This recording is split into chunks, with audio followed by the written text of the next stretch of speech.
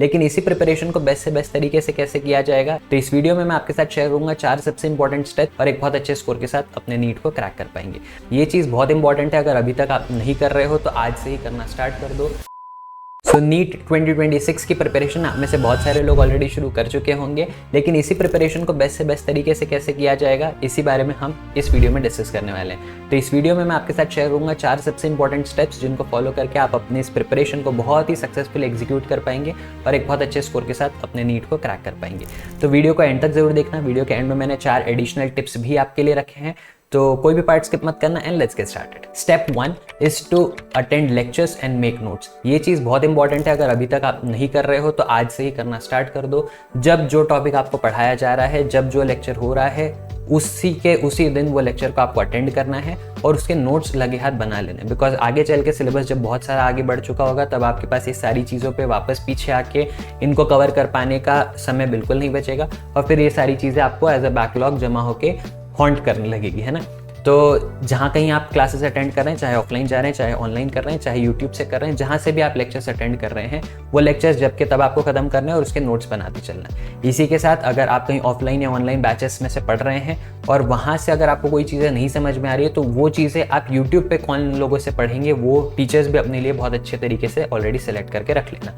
अगर अभी तक आपने अपने टीचर सेलेक्ट नहीं किए हैं, अगर उसमें आपको प्रॉब्लम जा रही है कि कैसे हम सही टीचर सेलेक्ट करें, तो मुझे कमेंट सेक्शन में लिख के बता देना, उसके ऊपर एक सेपरेट अलग से वीडियो में बना दूंगा। सही है। स्टेप 2 रहेगा टू सॉल्व PYQs। अब ये बहुत ज़्यादा इंपॉर्टेंट चीज़ है जो बहुत सारे नीट के एस्पिरेंट्स करते ही नहीं है। जब बोर्ड्स हो जाती है 12th में जाके, उसके बाद वो PYQs पे जाते हैं और तब उनको एक्चुअल में पता चलता है कि एग्जाम का एक्चुअल लेवल क्या है। तो ये गलती आप लोगों ने नहीं करनी है। आपने डे 1 से जब जो चैप्टर पढ़ाया जा रहा है, जैसे ही आपका फर्स्ट चैप्टर कंप्लीट हुआ, आप फर्स्ट चैप्टर के सारे जो पिछले 5 साल से 10 साल के जो भी PYQs है, वो सारे के सारे PYQs आप तुरंत के तुरंत सॉल्व कर लेंगे। इससे आपको समझ में आ जाएगा कि चैप्टर के कौन कौन से पार्ट में से क्वेश्चंस बार बार पूछे गए हैं और उनमें से कौन कौन से ऐसे टॉपिक्स है जो आपको या तो समझ में नहीं आए हैं या आपके वीक एरियाज है। इससे आपको समय मिलेगा तुरंत के तुरंत तब के तब उन टॉपिक्स पे काम करने का और उनको अपने स्ट्रेंथ्स में कन्वर्ट कर देने का, instead of keeping that as a backlog. Step 3 is to read NCERT। तो अब जैसे ही आपको कोई भी टॉपिक या कोई भी चैप्टर पढ़ा के हो गया, आपने उसके PYQ सॉल्व कर दिया, अब उसके बाद बहुत इंपॉर्टेंट चीज़ ये है कि आप NCERT रीडिंग ज़रूर कर लें। लाइन बाय लाइन सारी चीज़ें रीड आउट करना बहुत ज़्यादा इंपॉर्टेंट है। स्पेसिफिकली नीट में बहुत सारे क्वेश्चंस, चाहे आप फिजिक्स, केमिस्ट्री, बायो किसी की भी बात कर रहे हो, तीनों सब्जेक्ट्स में बहुत सारे जो सवाल है वो आपको NCERT में से एज इट इज़ देखने मिलेंगे। तो इसलिए NCERT रीडिंग को आप बिल्कुल स्किप कर ही नहीं सकते। NCERT is the only book that you need to refer for NEET preparation. बाकी अगर आप प्रैक्टिस क्वेश्चंस कहीं से करना चाहो तो कर सकते हो, अदरवाइज कोई और रेफरेंस बुक जहां से आपको थ्योरी पढ़ना पड़े, ऐसी कोई बुक नहीं है।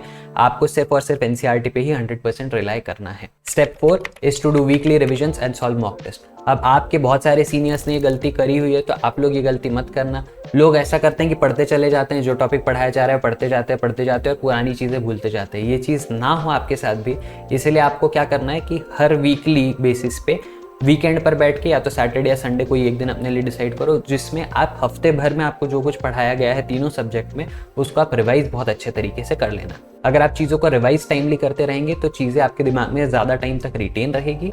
और साथ ही साथ अगर आप मॉक टेस्ट भी दे सकें तो हर 1 या 2 हफ्ते बाद में एक चैप्टर जैसे कंप्लीट हो गया, उसके ऊपर टेस्ट दे दिया आपने, है ना। अगर आपके इंस्टीट्यूट में हो रहा है तो वेल एंड गुड, नहीं हो रहा है तो आप खुद से क्वेश्चन सॉर्ट आउट करके निकालना और उसको एज अ टेस्ट 1 घंटे में 2 घंटे में, मतलब जैसा आप टेस्ट के फॉर्मेट में टाइम सेट करके सॉल्व करके देखना। इससे 2-3 चीज़ें होगी। पहली चीज़, आपको समझ में आएगा कि आपकी प्रिपरेशन लेवल क्या है इस पर्टिकुलर चैप्टर की। दूसरी, आपको एक आदत बन जाएगी कि टाइम कंस्ट्रेंट्स में क्वेश्चन सॉल्व कैसे किया जाए। तो आपकी जो स्पीड की रिक्वायरमेंट है नीट में कि आपको एक गिवन स्पेसिफिक टाइम में कुछ गिवन अमाउंट ऑफ क्वेश्चंस करने पड़ते हैं, आप उसके साथ धीरे धीरे कंफर्टेबल होना स्टार्ट हो जाओ। सही है। तो ये वो 4 इंपॉर्टेंट स्टेप्स है जिनको फॉलो करके आप अपने प्रिपरेशन को बहुत अच्छे से एग्जीक्यूट कर सकते हैं। लेकिन ये 4 चीज़ों को बहुत अच्छे तरीके से फॉलो कर पाने के लिए आपको 4 इंपॉर्टेंट टिप्स भी है जिनको फॉलो करना पड़ेगा। क्या है वो चीज़? सबसे पहली चीज़ कि do not keep drop as an option. ये चीज़ बहुत सारे लोग करते हैं, स्पेसिफिकली नीट में मैंने ये ट्रेंड बहुत ज़्यादा देखा है कि लोग सोचते हैं कि सर 11-12 में एक काम करते हैं, बोर्ड्स पे फोकस करते हैं, बोर्ड्स दे देते हैं, उसके बाद इतने सारे लोग 2-2, 3-3, 4-4 ड्रॉप लेते ही हैं, हम एक ड्रॉप ले लेंगे और उस एक ड्रॉप में हम नीट की सारी प्रिपरेशन करेंगे और वहाँ पे जाके हम बहुत अच्छा एग्जीक्यूशन कर पाएंगे। लेकिन this strategy is not helpful at all. Drop सिर्फ उन लोगों को हेल्प करता है जो फर्स्ट अटेम्प्ट में फॉर सम रीजन परफॉर्म नहीं कर पाए, जबकि उनकी प्रिपरेशन अच्छी खासी थी। तो अगर आप पूरा ड्रॉप पर रिलाई करेंगे तो ये एक बहुत ही गलत स्ट्रैटेजी होगी। इंस्टेड आपको ट्राई करना है कि 12th के साथ आप नीट को बहुत अच्छे से प्रिपेयर करो और एक बहुत अच्छे स्कोर के साथ उसी साल एग्जाम को क्रैक कर दो। इससे आपको एक्स्ट्रा साल उस एग्जाम को देने की कोई आवश्यकता नहीं है। जो दूसरी इंपॉर्टेंट चीज़ आपको दिमाग में रखनी पड़ेगी कि अब ये पूरे प्रिपरेशन में बोर्ड्स और नीट दोनों चीज़ें आपको करनी है, तो ये सारी चीज़ें करने के लिए आपके पास समय बहुत सारा बचना चाहिए, और वो समय तभी बचेगा अगर आप स्कूल जाना अवॉइड करेंगे। तो ट्राई करो कि आप स्कूल कोई ऐसा वाला ले लो जहाँ पे आपके लिए अटेंडेंस का कंपल्शन ना हो, या अगर स्कूल जाना भी पड़ रहा है तो आप जितने ज़्यादा दिन अवॉइड कर सकते हो स्कूल जाना उतने ज़्यादा दिन अवॉइड करो। हफ्ते में 2-3 बार अगर स्किप कर सको तो एटलीस्ट कर दो। इससे आपको ज़्यादा समय मिलेगा खुद के प्रिपरेशन पर फोकस करने के लिए। तीसरी इंपॉर्टेंट चीज़ कि आपको नीट और बोर्ड्स में से इनिशियली नीट पर बहुत ज़्यादा फोकस करना है, क्योंकि बोर्ड्स में जो अल्टीमेटली आने वाला है वो 12th के बोर्ड्स में आएगा। तो 12th का बोर्ड्स आपका 2 साल बाद होने वाला है, उसके लिए भी बहुत समय बचा है। तो बोर्ड्स की प्रिपरेशन आखिरी के 2-3 महीने में करेंगे, लेकिन तब तक हमारा पूरा का पूरा फोकस हमको नीट पे रखना है।